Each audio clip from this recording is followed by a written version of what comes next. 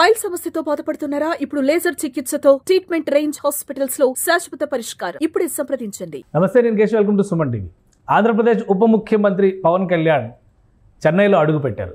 ఢిల్లీలో జరిగిన ఎన్డీఏ పక్ష నేతల సమావేశంలో పాల్గొని ప్రధానమంత్రితో భేటీ తర్వాత ఆయన నేరుగా చెన్నై వెళ్లారు. అలానే ఢిల్లీలో జరిగినటువంటి కార్యక్రమాల్లో పవన్ కళ్యాణ్ జనసేన పార్టీ వాణి ఆంధ్రప్రదేశ్ సంబంధించినటువంటి అంశాలపైన ఎలాంటి విశ్లేషణ చేశారు, దీన్ని విశ్లేషించేటువంటి ప్రయత్నం చేద్దాం. మనతో పాటు జనసేన పార్టీ నేత తాతంశెట్టి నాగేంద్ర గారు ఉన్నారు. నాగేంద్ర గారు నమస్కారం. కేశవ్ గారు నమస్కారం సార్. సార్, పవన్ కళ్యాణ్ గారు నేషనల్ స్టార్గా మారిపోయారు. డైరెక్ట్ ఢిల్లీలో మీటింగ్, ఇప్పుడు చెన్నైలో ల్యాండ్ అయ్యారు. సో ఎలా జరిగింది ఢిల్లీ టూర్? ఎలా జరిగింది? ఎన్డీఏ పక్ష నేతల సమావేశం, ప్రధానమంత్రి గారితో ఆయనకు ఉన్నటువంటి అసోసియేషన్ అందరికీ తెలిసిందే. జనసేన పార్టీ ఎలా చూస్తుంది దీన్ని? కేశవ్ గారు, ముందుగా మీకు, మీ ద్వారా సుమన్ టీవీ వీక్షకులకు అందరికీ నమస్తే సార్. సార్, నిజంగా ఒక పవన్ కళ్యాణ్ గారు అంటే నాకు రాజకీయాల్లో ఇదే తెలుసు అని, ప్రతిదీ తెలుసుకోవాలా అని చెప్పి ఆయన ఎదుగుతున్న తీరు చూస్తుంటే మాకు కన్నుల పండగ సార్. అంటే కొన్ని అంశాలు అంటే ఇప్పుడు మేము విన్న, అంటే మా నాయకుడిని మాట్లాడిన మాటలు, అంటే 2 చోట్ల ఓడిపోయావు, నీకెందుకు రాజకీయాలు, అసలు నీకు రాజకీయం అంటే తెలుసా, ఎక్కడున్నారు సార్ వీళ్ళంతా, గేటు దగలనీయము, తలుపు దగలనీయము, మొత్తం గేట్లు వేసుకుని లోపల ఉన్నారు సార్. ఆయన ఒక్కడే శ్వేత పావురం లాగా ఇంటి మచ్చ లేకుండా భారతదేశం అంతా విహరిస్తూ సమసమాజ స్థాపన కోసం, అంటే రాజకీయ పార్టీలు ఏంటంటే ఎందుకు చెప్తున్నా అంటే కేశవ్ గారు ఈ మాట, ఆయన నిన్న బెంగళూరుకి వెళ్ళాడు దీని పెట్టే ముందు, కర్ణాటక. ఒక మాట మన దాంట్లో మేము కూడా కనెక్ట్ అయినాం. వైకోట్లో మా గ్రామం దగ్గర ఏనుగులు తొక్కి చంపేశాయి కొంతమందిని, ఏనుగుల దాడిలో. వీటన్నిటిని రిపోర్ట్స్ తీసుకొని ఆయన ఏంది దీనికి పరిష్కారం అని ఈ డిఎఫ్ ఆయన శాఖ తీసుకొని, అంటే కర్ణాటకలో ఈ విధంగా చేస్తే తగ్గింది సార్ అంటే ఆ కర్ణాటక ప్రభుత్వంతో మాట్లాడి వాళ్ళు ఆ కుంకి ఏనుగులు ఒక విధంగా మనకు వినాయక స్వాములను పంపించినట్టే వాళ్ళు మన సమస్యకు. అవి పోయి తీసుకొని వచ్చే టైంలో మేము అడుగుతున్నాం, మేమైతే మా కంట్లో నీళ్ళు వచ్చేసారు. అంటే అది కాంగ్రెస్ గవర్నమెంట్. వాస్తవంగా మాట్లాడుకుంటే ప్రాక్టికల్ గా 2 డెడ్ అగైనెస్ట్ కదా సార్. కానీ ఆయన ఇది ఏ గవర్నమెంట్ అని పోయాడు రిక్వెస్ట్ చేసుకొని, మా సమస్య ఇది అంటే ఆయన ఎంత గొప్పగా రిసీవ్ చేసుకున్నారండి. 2 ఉప ముఖ్యమంత్రులు కానీ, అక్కడ ఉన్నటువంటి కాంగ్రెస్ ముఖ్యమంత్రి కానీ, అంటే నువ్వు ఒక మంచి అద్భుతమైన సమస్య మీద వచ్చావు, మేము సహకరిస్తాం, నువ్వు తెలుగు మేము కన్నడం లేదు, నువ్వు మా ఆత్మ బంధువు అన్నట్టు ఆయన దగ్గర చేసుకున్న తీర్పు చూస్తే నిజంగా మాకు నిజంగా ఆనంద బాష్పాలు సార్. అంటే ఆయన చూసినటువంటి, ఆయనకు అప్పచెప్పినటువంటి వెంటనే ఢిల్లీ, మీరు అన్నట్టు ఢిల్లీ టూర్. ఢిల్లీలో ఒక నిత్య విద్యార్థి సార్ పవన్ కళ్యాణ్ గారు. ఆయన మీకేం తెలుసు, ఏ వ్యవస్థ తెలుసు అని మాట్లాడిన వాళ్లకు చంపపెట్టులాగా ఆయన ఆర్థిక వ్యవస్థ, ఆ 4వ స్థానానికి రావడం, ఆర్థిక వ్యవస్థ తీరుతెన్నులు, దానిని సమైక్యపరచుకుంటూ మోడీ గారు ముందుకెళ్తున్న తీరు. ఎస్, మోడీ గారికి ఒక అజెండా సొంతది ఏం లేదు, దేశమే కదా సార్. అంటే ఇప్పుడు మనం 1000 మాట్లాడొచ్చు, వాళ్ళు ఎవరో ఆయన వేసుకున్న కోటు 30,000, ఈయన వేసుకున్న 20,000, ఎవరో ఇంక వాళ్ళకు పని లేని ఆలోచనలు చేయొచ్చు. కానీ స్వతహాగా ఆయన 1,00,000 కోట్లు కొట్టేశాడు, ఆయన మీద 18 కేసులు ఉన్నాయి, ఛార్జ్ షీట్లు ఉన్నాయి. అటువంటి మచ్చం లేని నాయకుడే కదా సార్ ఆయన. అంటే ఇప్పుడు వచ్చిన తర్వాత ఆయన పర్సనల్ జీవితం ఇంకోటి మాట్లాడడానికి ఏం లేదు కదా ఆయన పరిపాలన. అంటే అది ఆయన చెప్తున్నాడు, అది ఆయన్ను ఎక్స్పోజ్ చేస్తున్నాడు. అటువంటి నాయకుడు దాంతో నేను ప్రయాణం చేస్తున్నా. ఒక మంచి ఫెడరల్ స్పిరిట్, ఇటు మీరు అన్నట్టుగా అటు కర్ణాటక ప్రభుత్వంతో, ఇటు తెలంగాణ ప్రభుత్వంతో, అక్కడ ఆంధ్రాలో ఉన్నది ఎన్డీఏ ప్రభుత్వం అయినా కాంగ్రెస్ ప్రభుత్వాలతో మన అవసరాలకు తగ్గట్టుగా ఒక ర్యాపో మెయింటైన్ చేస్తున్నారు. కేంద్ర ప్రభుత్వంతో నడుస్తున్నటువంటి విధానం, చంద్రబాబు నాయుడు గారు, పవన్ కళ్యాణ్ గారు కానీ ఒక సమష్టి కృషితో రాష్ట్రానికి కావాల్సినటువంటి ప్రయోజనాలు, ఇదే ఎజెండాతో వెళ్తున్నట్టు కనిపిస్తుంది. 100% ఉంటాయి సార్. ఇప్పుడు చంద్రబాబు నాయుడు గారు మాసం వచ్చినప్పుడు క్షేత్రస్థాయిలో తెలుగుదేశం జనసేనకు ఏమన్నా రావు అంటే ఎందుకు రావు సార్? కుటుంబంలో వచ్చినప్పుడు అదే కదా మా నాయకుడు చెప్పాడు. ఎస్, వాస్తవంగా నేను మీ సుమన్ టీవీ ద్వారా చెప్తున్నా, మేము చెప్పుకోవాల్సినటివి, మా నాయకుడి దగ్గర మాట్లాడవలసినటివి, ఒకవేళ అవకాశం ఇస్తే ముఖ్యమంత్రి కోరవలసినటివి కూడా చాలా ఉన్నాయి. మాకు లీడర్ కదా సార్ మాకు ముఖ్యం. అవును. మా లీడర్ మా నాయకుడు కదా సార్ ముఖ్యం. ఆయన అడిగే కదా మాకు ముఖ్యం. ఆయన వేసే ప్రతి అడుగు వెనక మేము నడవడమే మా ధ్యేయం సార్. మా బాధలు ఉన్నాయనో మా సొంత పని జరగలేదనో మేము చేయలేదు కదా. అలాగే ఆయన సొంత పనులకు తిరగడం లేదు కదా. ఈరోజు మొత్తం ప్రపంచం అంతా కుటుంబం అయింది సార్ ఆయన దృష్టిలో. అంటే ఎవరు రాకపోయినా, ఈరోజు మీరు ఆర్టీసీ వాళ్ళు కావచ్చు, కార్మికులు ఒక్కోటి కావచ్చు, ఎవరు రాకపోయినా పవన్ కళ్యాణ్ దృష్టికి తీసుకెళ్ళండి అని మా దగ్గరికి వస్తుంటే వాళ్ళు ఎవరైనా కానీ sir, irrespective of parties, irrespective of society వాళ్ళు వచ్చి అయినా ఈ సమస్య మీ నాయకుడి దృష్టికి తీసుకెళ్ళిపోండి, జనవాణిలోండి ఇవ్వండి అంటే మాకు మా ఛాతీ ఎందుకు ఉప్పొంగదు సార్. అంటే మా నాయకుడి దగ్గరికి పోతే సమస్య పరిష్కారం అవుతుంది అని ప్రజలు నమ్ముతూ వస్తూ ఉంటే అంటే ఇంకా మీరు ఏముంది సార్ ఆయన విమర్శించడానికి? ఆయనకి అంత భరోసా, అంత అండ, అంత ధైర్యము, అంత నేనున్నాను, నువ్వు ఇలాగే ఎదగాలి అని చెప్పి ఒక సొంత బిడ్డలాగా, ఒక తమ్ముళ్లాగా మోడీ గారు చూస్తున్నారు. బట్ ఎందుకు అందుకనే ఆయన అంటున్నాడు అంటే మోడీ గారి లాంటి నాయకత్వం, పటిష్టమైన నాయకత్వం మనకు అవసరం. ఈరోజు బార్డర్ దాటి వచ్చేది కాదు. మనం ఇలాగే వదిలేస్తే మన ఇంట్లో కూడా వచ్చి దాడి చేస్తారు, మన ఇంట్లో కూడా వచ్చి బాంబులు పెడతారు. ఇంత ధైర్యంగా, ఇంత ఓపెన్ గా ఎవరు మాట్లాడలేదు సార్. అందుకే ఆయనకు రాజకీయం తెలుసా అంటాడు. ఏంటి రాజకీయం అంటే? ఏంటి రాజకీయం అంటే ఒక 4 స్కాముల్లోనో, లిక్కర్ స్కామ్లోనో ఉండి 500 కోట్లు 1000 కోట్లు తిప్పేసి 2000 కోట్లు పెట్టి రేపు ప్రభుత్వం వస్తే వాళ్ళు 3000 ఇస్తే మనం 5000 ఇద్దాం అనేదే రాజకీయం. అటువంటి రాజకీయం అయితే మన నాయకుడికి తెలియదు. ప్రతి అంశంలోనూ పారదర్శకత, ట్రాన్స్పరెన్సీ ఉంటూ కేంద్రం సార్ ఈ రోజు కాదు సార్, చాలా మంది కేశవ్ గారు ఈ మాట కూడా అన్నారు, మీరే కదా ఏమి ఇచ్చారు, పచ్చిపోయిన లడ్డీలు ఇచ్చారు అని తిరుపతిలో అన్నారు. మళ్ళీ ఈ పొద్దు ఎట్ట కలిశారు అంటే ఎస్ ఆయనలో ఉన్న మనం ఇంత చేస్తే మనకి ఇంకా రాలేదే అనేది అడుగుతుంది. అదే కదా ఆయనకి నచ్చింది. నేను చేయనప్పుడు నన్నే ప్రశ్నించాడు కదా ఆయన, మాకేమి ఇచ్చారు సార్, మట్టి నీళ్లు మా అని అడిగాడు కదా. మరి అదే నేను 2,000 కోట్లు ఇస్తున్నా అమరావతికి అని చెప్పి ఆయన చేతులు ఎత్తి దండం పెట్టాడు కదా. రైట్. ఇప్పుడు చెన్నై టూర్ ఏంటి స్పెషాలిటీ? 1 నేషన్ 1 ఎలక్షన్స్ గురించి ఇప్పుడు మళ్ళీ ఇంకో మాట మర్చిపోయాం మనం. ఇక్కడ చెప్పండి. అక్కడ కాంగ్రెస్, ఇక్కడ ఢిల్లీలో ఉంటే ఇక్కడ మళ్ళీ వేరే ప్రభుత్వం, డిఎంకే ప్రభుత్వం. కానీ అక్కడ ప్రతిపక్షాలు డిఎంకే అంటే ఆపోజిట్ అయినా వేరే పార్టీ కదా సార్, జయలలిత పార్టీ వాళ్ళు వీళ్ళందరూ కూర్చున్నా ఇదేంటి మనం జాతీయతా భావంతో మనం ఒకే నేషన్, ఒకే ఎలక్షన్. అంటే ఇప్పుడు మీకు స్థానికంగా వచ్చినప్పుడు వీళ్ళెవడో వచ్చి ప్రభావితం చేస్తారు, వాళ్ళకు వచ్చినప్పుడు వీళ్ళెవరో ప్రభావితం చేస్తారు. మీకు ఐడియా ఉందా కేశవ్ గారు? మన గవర్నమెంట్ లేదు, ఇంకొక 2 స్టేట్లో మనం ఉంది, లేదా పక్కన ఇంకో స్టేట్ లో వచ్చిందంటే రివాజ్ అంటే మనం ఓపెన్ గా మాట్లాడుకున్నాం. ఈ రాష్ట్రాల నుంచి మన పార్టీలకు అక్కడి నుంచి డబ్బులు పోయినవి లేవా? అవును, ఉన్నాయి. మొన్న ఆంధ్ర తెలంగాణ దీనిలో కూడా జరిగినాయి కదా. మరి అటువంటిప్పుడు ఈ కుంభకోణాలు ఇవన్నీ వద్దు, ఒకే దేశం, యునైట్ గా ఉందాం.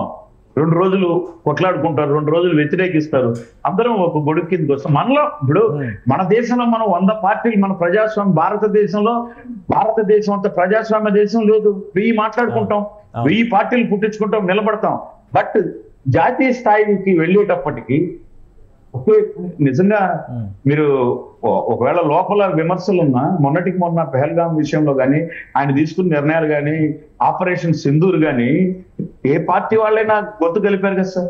మోడీ గారు మీరు ఏం తీసుకున్నా మేము వెనకుంటాం, ఇంక్లూడింగ్ ఎంఐఎంతో సహా మేము వచ్చారు. అదే కదా కోరుకుంటున్నాడు ఆయన, పవన్ కళ్యాణ్ గారు. అటువంటి అంటే మనం ఇక్కడ అన్నదమ్ముల్లాగా ఒక పాట అనుకున్నంత మాత్రాన దేశం విషయం వచ్చేటప్పటికి మనందరం యునైట్ గా ఉందాం.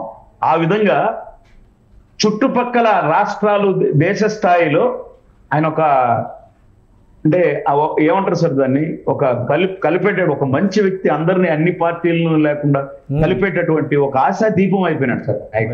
కానీ తమిళనాడు మీద ఎక్కువ ఫోకస్ పెడుతున్నారు పవన్ కళ్యాణ్ గారు ఈ మధ్య చాలా ఇష్యూస్లో. ఆయన మొన్న ప్రాయశ్చిత్త దీక్ష దగ్గర నుంచి కూడా తమిళ్లోనే మాట్లాడడం, తమిళ ప్రసంగాలు చేయడం.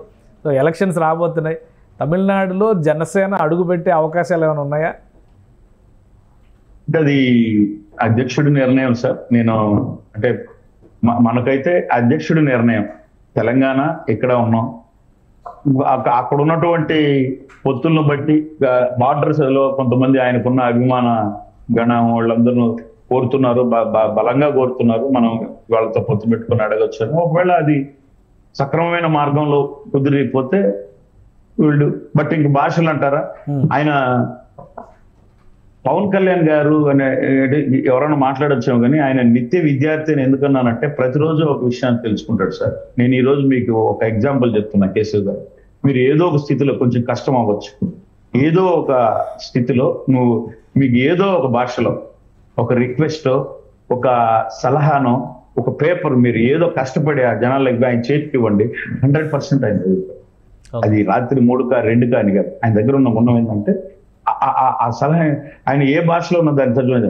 అట్లా ఆయన వాళ్ళకి మళ్ళీ సమాధానం చెప్పాలి అంటే ఆ స్థాయికి అద్భుతమైన తెలుగు మాట్లాడతాడు మా సార్. నుడికారాలు అట్లా తెలుగు, క్షుణ్ణంగా తమిళ్, కన్నడతో మాట్లాడు కదా సార్, కన్నడ, హిందీ. అంటే జాతీయవాది సార్ ఆయన. ప్రతి భాషను నేర్చుకొని ప్రతి ఒక్కడు నా భారతీయుడు అని చెప్పి నిలువెత్తు గర్వంతో జాతీయ జెండా సెల్యూట్ చేసే భారతీయుడు సార్. ఆ స్పిరిట్ అర్థమవుతుంది. కానీ తమిళనాడులో వచ్చేసరికి ఏమవుతుంటే ఇప్పుడు బీజేపీ ఏఐడిఎంకే ఒక అలయన్స్ లో వెళతాయి. అదే క్రమంలో అటువైపు కొత్తగా విజయ్ పార్టీ పెట్టాడు. ఆయన సినిమా గ్లామర్ ఆయన తీసుకొస్తున్నాడు కాబట్టి కౌంటర్ చేయాలంటే జనసేన నుంచి కూడా పవన్ కళ్యాణ్ గారు ప్రచారకర్తగా వెళ్తారా, లేదా మీరు అన్నట్టుగా సరిహద్దు ప్రాంతాల్లో కొన్ని నియోజకవర్గాల్లో తెలుగు ఎమ్మెల్యేలు ఉన్నారు, తెలుగు ప్రజలు ఉన్నారు, తెలుగు ఓటింగ్ ఉంది, చెన్నైలో కూడా ఉంది. సో జనసేన పార్టీ కూడా ఏమన్నా అడుగు పెడుతుందా? ఇది ఒక సందేహం. నేను అధ్యక్షుడు నిర్ణయాన్ని నేను చెప్పలేను కానీ నేను అక్కడ జరుగుతున్న వాస్తవాన్ని అయితే మీ ముందు ఉంచుతాను సార్. ఎందుకు నేను ఆ మాట ప్రస్ఫుటించానంటే మాకు విపరీతమైన అభిమానం ఉంది సార్ ఈ హోసూరు, ఈ తమిళనాడు బార్డర్ అంతా. అంటే మామూలుగా అట్లే కర్ణాటక కూడా. అంటే సినిమాను కానీ ఆయన రిసీవ్ చేసుకుని, ఆయన చెన్నై ఎయిర్పోర్ట్ లో ఆయన రిసీవ్ చేసుకున్న తీరు కానీ మీరు చూడండి. అలాగే బెంగళూరుకి వెళ్తే బెంగళూరు ఈ అభిమానులు అంటే వాళ్ళకు ఈ భాష, వేరే రాష్ట్రం, ఈ హద్దులు ఉండవు సార్. నిజంగా అక్కడికి వచ్చినప్పుడు ఏదో మీరు విధంగానే ఉంటుందేమో తప్పితే ఆయన దృష్టిలో ఆయన అటువంటి నాయకుడు. ఆయన దృష్టిలో మనమంతా ఒకటే అని. కానీ అక్కడి నుంచి కొంతమంది పెద్దలు, తమిళ పెద్దలు కావచ్చు, ఈ తెలుగు పెద్దలు కావచ్చు, బాటిల్లో వాళ్ళు, మనం కూడా అంటే ఇప్పుడు మీరు అన్నారు బీజేపీ మేడం వాళ్ళ పార్టీ ఏఐడిఎంకే పొత్తులో ఉన్నాయి. అంటే రేపు పొద్దున్నే ఇంకా బలంగా ముందుకెళ్ళాలి అంటే మీరు అన్నట్టు ఒక పవర్, ప్రచారంలో ఒక పవర్, అంటే వాస్తవికతను అక్కడున్న తమిళ ప్రజలకు క్షేత్రస్థాయిలో వాళ్ళ గుండెల్లోకి చేరుకునేట్టుగా తెలియజెప్పాలి అంటే ఈయన ఒక అస్త్రం లాగా అట్లా మనం. కాబట్టి ఇక్కడ ఉన్నటువంటి 3 అక్కడ కలిస్తే అంటే అక్కడున్న వెసులుబాటును బట్టి మనం అంతా బాగుంటుంది అని చెప్పి వాళ్ళ దగ్గర నుంచి విన్నపాలు పార్టీకి అధ్యక్షుల వారికి వస్తా ఉన్న మాట అయితే వాస్తవం సార్. బట్ మేమేం మాట్లాడతామంటే మేము అల్టిమేట్ గా మా నాయకుడి నిర్ణయం తీసుకుంటే నాయకుడు 100% నాయకుడి నిర్ణయం శిరోధారి. అంటే చాలా మంది ఏమనుకుంటారంటే సార్, ఒక్క నిమిషం, పార్టీ తల్లి లాంటిది, నాయకుడు నాకు అన్ని ఆయనే సార్, తల్లి, తండ్రి, గురువు. అంటే వాస్తవం ఏంటంటే ఆయన నేర్చుకుంటూ మాకు నేర్పిస్తారు సార్. ఇప్పుడు మేము తప్పు చేయమని కాదు, మేము ఒక మాట మాట్లాడితే నిజంగా ఒకసారి అధికార ప్రతినిధులు అందరూ ఈ టీవీలకు వచ్చే వాళ్ళందరూ కూర్చోబెట్టుంటే ఆయన ఎంత క్షుణ్ణంగా అన్ని చూస్తున్నాడంటే మాకే ఆశ్చర్యం. ఒకవేళ తిట్టినా నువ్వు అట్లా మాట్లాడి ఉండకూడదని, ఓకే ఆ సబ్జెక్టు మా సార్ చూసినాడని ఆనందం. అంటే మా ఆనందం ఎట్టుంటుందంటే సార్, ఆయన కోపం వచ్చి కొట్టిన ఒక ఏటు అంటే నాకే ఇంత దెబ్బ తగిలింది, సార్ చేయికి ఎంత దెబ్బ తగిలింది అని ఆలోచించే వాళ్ళం సార్ అని మీరు. అంటే ఆ స్థాయి ఉంటుంది. ఆయన ఎంతగా చెప్పాడంటే మీరు అక్కడ ఎందుకు క్యాస్ట్ అరేంజ్ చేశారు, వాళ్ళు చేశారు, మనం వద్దు, మనకు క్యాస్ట్ వద్దు అంటే ప్రతి ఒక్కరి యొక్క స్పీచ్ లో నుంచి ఆయన అడుగుతున్నాడు. అంటే ఆయన చూడకుండా ఎట్లా చెప్తాడు సార్? అంటే ఆయన వీళ్ళందరికీ నేను ఒక అంశం ఇవ్వాలి అంటే వీళ్ళు ఎక్కడెక్కడ తప్పు చేస్తున్నారు, ఏ విధంగా మనం ముందుకెళ్ళాలి, బాగానే పోతున్నారు, ఇంకా ముందుకెళ్ళాలంటే ఏం చేయాలని చెప్పి ఆయన ఒక స్టడీ చేసి 2 days అందరూ ఎవరెవరు ఇది మనకొద్దు అనవసరం. ఇప్పుడు ఆయన ఎవరు, కేశవ్ గారు ఉన్నారు, ఆయన చెప్పే తీరు ఎట్టుంటది. నాగేంద్ర గారు ఉన్నారు, నాగేంద్ర గారు ఒక ప్రశ్న అడిగారు, కేశవ్ గారు అటాక్ చేయాలి, నాగేంద్ర గారు అటాక్ చేయాలి. సబ్జెక్ట్ మీద మీరు ఇద్దరు సిద్ధాంతాల మీద మాట్లాడుకోవాలి. కేశవ్ గారి క్యాస్ట్ తో నాగేంద్రకి ఏం పని, నాగేంద్ర క్యాస్ట్ తో కేశవ్ గారికి ఏం పని? ఇంత క్షుణ్ణంగా నాకు తెలిసి కానీ అంత క్షుణ్ణంగా తమిళ చెప్తే- రాజకీయాల్లో కులం ప్రభావం చాలా ఎక్కువ ఉంటుంది, భాష ప్రభావం మరీ ఎక్కువ ఉంటుంది. సో తమిళ రాజకీయాల్లో ఇన్ఫ్లుయెన్స్ చేయగలరా పవన్ కళ్యాణ్ గారు? అంత గొప్ప సార్. ఆయనకు కులాలకు, మతాలకు, ప్రాంతాలకు, వర్గాలకు అతీతుడు sir Pawan Kalyan. No doubt sir. ఇవన్నీ చెప్పేదానికి ప్రాసలాగా ఉంటది. కులం, మతం, ప్రాంతం, వర్గం లేని నాయకుడు అని ఆయన 100% నిజం సార్. ఇది ఆయన మీద నాకు పవన్ కళ్యాణ్ గారి మీద అభిమానించడం లేని కులం ఏదన్నా ఉందా రాష్ట్రంలో? 367 కులాలు ఉన్నాయి. నాకు చెప్పండి, ఎవరో ఏ కులంలో ఆయన అభిమానించలేదు? అంటే ఇప్పుడు అదే కదా సార్ కులం ప్రభావితం చేసింది అన్నప్పుడు. ఇప్పుడు కులం ఒకటి, అన్ని కులాలు కలిపి అన్ని సమయాలు కలిసి వస్తేనే కదా ఇంత పెద్ద ఘన విజయాన్ని ఇచ్చారు. 151 11 చేసి 164 చేయాలంటే ఎంత పెద్ద ఐకమత్యం ఉండాలి కులాల మధ్య. అట్లా అదే అవన్నీ వన్ నేషన్ వన్ ఎలక్షన్ నుంచి తమిళ రాజకీయాల వైపు జనసేన అడుగులేసేటువంటి అవకాశాలు అయితే కనిపిస్తుంది. నేను అనుకోవడం ఏంటంటే మోడీ తర్వాత భారతదేశానికి దొరికిన ఒక ఆణిముత్యం సార్. ఆయన ఒక వజ్రం. దాన్ని ఆ వజ్రాన్ని కాపాడుకోవాల్సిన బాధ్యత మనందరి మీద ఉంది. అంటే దాన్ని ఎంతో విలువ చేస్తుంది. కానీ దాని ద్వారా కొన్ని వేల లక్షల కోట్ల మంది సమాజానికి మేలు చేయాలనేటటువంటి ఆ వజ్రాన్ని కాపాడుకోవాల్సిన బాధ్యత మనందరి మీద ఉంది అంటున్నాను. ఆయనకు అది తమిళనాడు కదా, అక్కడ వేరే వాళ్ళు కదా, ఇక్కడ కర్ణాటక కదా, వాళ్ళు కాంగ్రెస్ కదా. చెప్పారు చూసారా సార్ మీరు? అంటే ఇంటర్వ్యూలో ఉప ముఖ్యమంత్రి నాకే జలసేసింది, పవన్ కళ్యాణ్ గారు బీజేపీ కదా, మీరు కాంగ్రెస్ కదా. ఏమంటే ఆయన అడిగిన తీరు, ఆయన మమ్మల్ని సంప్రదించిన తీరు, ఆయన చేస్తున్న ఒక సమస్య నాకు దృష్టి కొట్టింది. కానీ మేము అఫ్కోర్స్ మేము కాంగ్రెస్ బీజేపీ కావచ్చు, కానీ మేము ఇద్దరం భారతీయులమే కదా అని ఆన్సర్ ఇచ్చాను ఆ జర్నలిస్ట్ కానీ ఉప ముఖ్యమంత్రి చెప్తుంటే. బట్ మాకు ఎంత ఆనందంగా ఉంటుంది సార్. ఆడ కూర్చొని ఉంటే మేమే ఆనందాన్ని పొందినట్టు ఉంటుంది సార్ మాకు. ఎస్, మేము పవన్ కళ్యాణ్ గారి ప్లేస్ లో మేము ఉన్నంత సంతోషంగా ఉంటుంది మాకు. అది రైట్. థ్యాంక్ యూ నాగేంద్ర గారు, మీ అభిప్రాయాన్ని తెలియజేస్తాను. పవన్ కళ్యాణ్ గారు థ్యాంక్ యూ. చెన్నై పర్యటన తర్వాత రాజకీయాల్లో ఒక కొత్త శక్తిగా పవన్ కళ్యాణ్ మారేటువంటి అవకాశాలు కనిపిస్తున్నాయి. అలానే తమిళనాడు ప్రాంతం నుంచి కూడా చాలామంది నుంచి విజ్ఞప్తులు వస్తున్నాయి. అది ఏ నిర్ణయం అయినా కానీ అధినేత తీసుకుంటారు. ఇక జాతీయ రాజకీయాల విషయంలో నరేంద్ర మోడీ గారి ఆశీస్సులతో పవన్ కళ్యాణ్ జాతీయ స్థాయిలో ఎదుగుతున్నారు. వాళ్ళిద్దరి మధ్య ఉన్నటువంటి ఐక్యత, అన్యోన్యత దేశానికి ఉపయోగపడేటువంటి నిర్ణయాలు తీసుకోవడానికి ప్రాతిపదిక అవుతుందని నాగేంద్ర గారు విశ్లేషిస్తున్నారు. ఇది special discussion. Keep watching. Suman టీవీలో మీ పర్సనల్ అండ్ బిజినెస్ ప్రమోషన్స్ కోసం కింది నెంబర్కి కాంటాక్ట్ చేయండి.